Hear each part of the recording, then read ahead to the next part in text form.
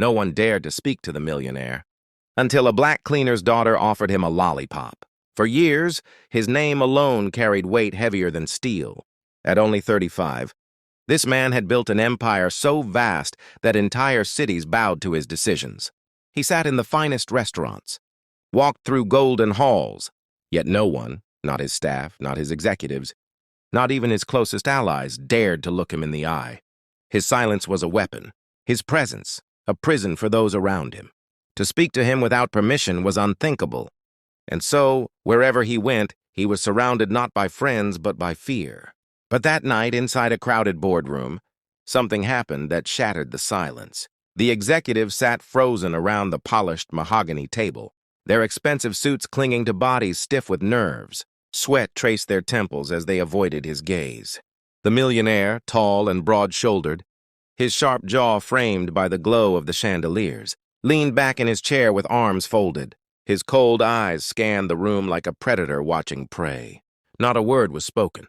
Not a sound dared to rise. And then, the door opened. In stepped a man in faded overalls, a cleaner no one noticed. His hands were scarred from years of labor, his posture bent but proud. Behind him skipped his daughter, a 6-year-old child with dark brown skin, bright eyes full of wonder, and tiny hands clutching a red lollipop. While every grown man shrank in fear, the little girl walked with simple innocence, untouched by the weight of power in that room. The executive stiffened. One man coughed nervously. Another whispered, "Get her out before she causes trouble." But it was too late. The girl stopped in front of the towering figure of the millionaire. For a moment, the world seemed to hold its breath. She tilted her head, looked straight into his cold eyes that had frozen armies of businessmen, and without hesitation, she held out her lollipop. Gasps broke across the room. One executive nearly dropped his pen. Another turned pale. The cleaner froze, his heart hammering in his chest. This had never been done before. To approach the millionaire uninvited was madness. To offer him candy was beyond comprehension. But the girl didn't care about fear, about wealth, about rules written by men in suits. She only saw someone sitting alone, someone who looked like he needed a friend. The millionaire's gaze fell on the small hand extended toward him. His jaw tightened. His fingers twitched. Everyone braced for the explosion, for the storm they were sure was about to break. And then, something impossible happened. The corner of his lips curved. Just slightly, barely noticeable. But in a room where even a breath was too loud, it was enough. The coldest man in the city had almost smiled. No one dared to speak. No one dared to move. But they all knew something extraordinary had just begun. The executives sat frozen, their eyes darting between the millionaire and the little girl. No one could process what they had just witnessed. The man who had silenced boardrooms, crushed rivals, and ruled with nothing but fear had been disarmed by a 6-year-old child with dark brown skin and a lollipop. One of the older men in a navy blue suit leaned forward, his voice trembling. "Sir, should we escort her out?" But he never finished his sentence, because the millionaire, this 35-year-old titan of wealth, with sharp cheekbones, broad shoulders, and a gaze that had destroyed the careers of hundreds, slowly reached out his hand. His fingers brushed the lollipop stick, and then, to the horror of everyone present, he took it. A murmur rippled across the room. One executive's jaw dropped so far he nearly fell from his chair. Another clutched his chest as if his heart had stopped. It wasn't the candy that shook them, it was the act. The billionaire had accepted something human, something soft, something unthinkable. The janitor, standing near the doorway in his faded overalls, 35 years old, his hands scarred and rough from endless work, felt his throat tighten. His daughter, his precious 6-year-old, with tiny curls and eyes that burned with innocence, had done what no one else had dared. She had touched a man no one touched. The silence was unbearable. Even the hum of the overhead lights seemed to fade. The millionaire turned the lollipop slowly between his fingers as if studying it. His cold, calculating mind, trained to weigh millions with a glance, was stuck on a child's gift worth a single coin. Then, for the first time in years, he lowered his head, not to intimidate, not to glare, but to look directly at the girl. "What is your name?" The words dropped like thunder. Executives gasped aloud, several nearly leaping from their chairs. This man didn't speak unless it was to command or condemn, and now he was asking a question, to a child. The girl tilted her head and grinned, as if it was the simplest thing in the world. She spoke softly, her voice carrying more power than the dozens of trembling men in the room.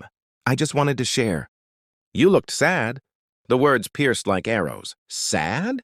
The room glanced nervously at one another. No one had ever dared to call him that. No one even thought it was possible.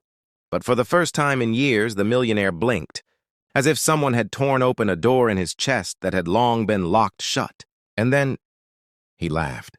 It wasn't loud. It wasn't thunderous. It was small, broken, and raw, but it was enough to shake the walls of that room harder than any explosion. The executive staggered back, unable to believe it. The most feared man in the city had just laughed. Not at them. Not at money, not at victory, but because a child had given him a lollipop. The janitor's hands trembled at his sides. Tears burned in his eyes. He had seen this man crush others without mercy, yet his daughter had found the humanity buried deep beneath. The room would never forget this moment, because in that silence, one truth thundered across every soul present. Power does not always bow to power. Sometimes it bows to innocence.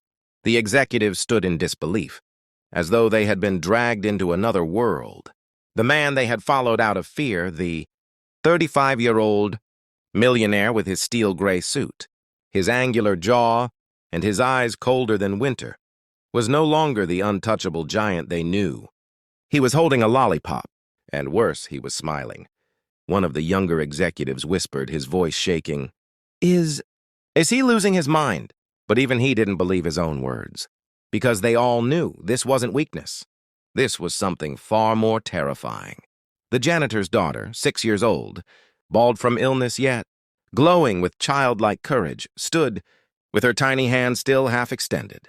Her face was calm, her innocence shining like a torch in the middle of a storm. She wasn't afraid of the suit, the money, or the shadows in that room. She had seen only a man, and given him kindness. The millionaire placed the lollipop to his lips, tasting it. The sharp tang of candy filled his mouth, sweetness he hadn't tasted in years, maybe decades. And then, almost imperceptibly, he nodded. "Gentlemen," he said at last, his deep voice echoing through the marble halls, "you've spent years trying to impress me, years trying to win my favor, and yet not one of you gave me this." He lifted the lollipop, small and fragile in his powerful hand. "This child reminded me that I am human. Something all of you forgot." Gasps filled the room. Executives shifted uneasily, their expensive watches and polished shoes suddenly meaningless. They had fought tooth and nail for wealth, for status, for power, but they had never dared to offer the one thing the millionaire hadn't bought: compassion. The janitor, 35 years old, in his oil-stained uniform, stared at the scene with tears streaming down his face. His daughter had broken through a wall no man in that room could crack. He had once believed his place in the building was to sweep floors and mop marble. But now, in this moment, he realized his child had done what he never could. The millionaire stood, pushing back his chair with a force that rattled the table. His towering figure loomed. But this time it wasn't a shadow of fear, it was something else: transformation. He walked around the table, his polished shoes striking the floor like drums. Then, to everyone's shock, he stopped in front of the janitor and his daughter. He bent down, something no one had ever seen him do, and placed his hand gently on the child's head. His voice softened, almost breaking. "You've given me a gift no money can buy. From this day forward, I will never forget it." The room went silent. The executives were pale, trembling, unsure if they were witnessing a miracle or the end of their world.